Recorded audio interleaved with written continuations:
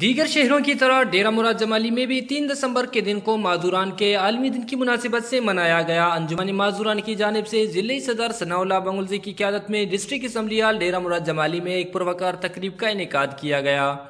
تقریب میں معذوران نے بڑی تعداد میں شرکت کی، جبکہ deputy commissioner Nasirabad Azhar Shahzad نے پروقار تقریب میں بطور مہمان خاص شرکت کی۔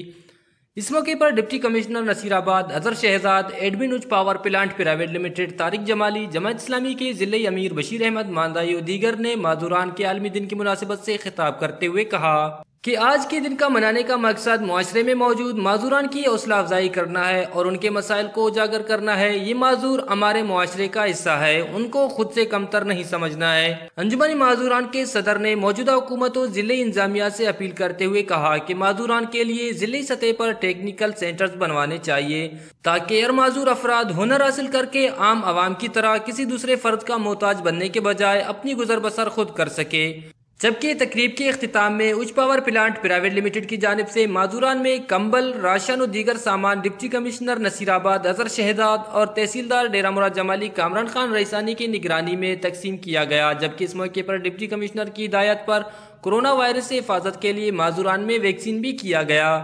وش نیوز نصیر آباد۔